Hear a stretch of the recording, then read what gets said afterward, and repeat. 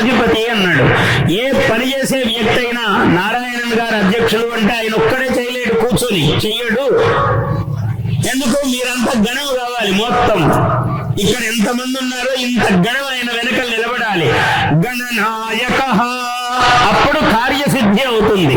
విఘ్నరాజో గణాధిప, ఫాలచంద్ర, ఇక్కడ ఫాల భాగంలో చంద్రుడు అన్నాడు. అంటే ఏమిటయ్యా, మనకి ఏది గుర్తు రాకపోయినా ఇలా పట్టుకుంటాడు.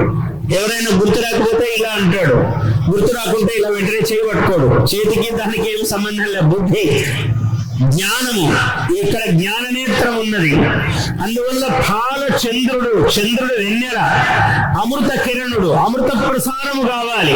అమృత ప్రసారం అయితే నీకు గొప్ప ఆలోచన వస్తుంది. వచ్చిన ఆలోచన విజయవంతమవుతుంది.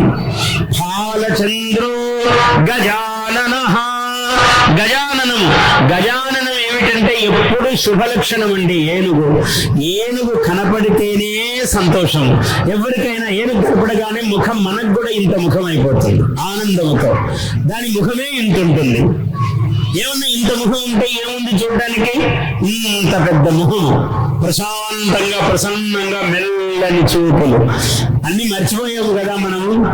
తుండమును ఏకదంతమును తోరపు బొజ్జయు వామహస్తమును మెండుగమ్రోయు గజ్జలును మెల్లని చూపులు మందహాసమును కొండొక గుజ్జు రూపమున కోరిన విద్యలకెల్ల వజ్జవైయుండెడు పార్వతీ తనయ ఓయి గణాధిప నీకు మృక్యదన్.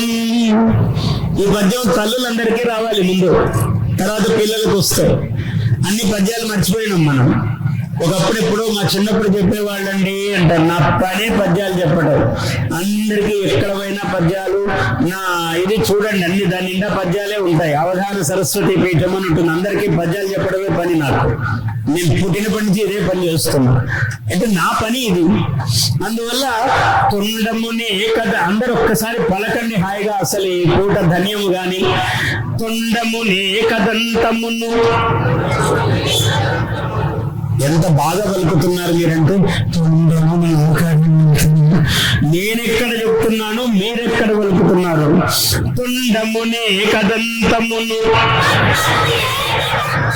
తోరపు బొజ్జయు వామహస్తము మెండుగమ్రోయు గజ్జలును మెల్లని చూపులు మందహాసము కొండొక గుజ్జు రూపమున కోరిన విద్యలకెల్ల వజ్జవైయుండెడు పార్వతీ తనయ ఓయి గణాధిప నీకు మృక్యదన్. Please subscribe to our YouTube channel. Like and share this video.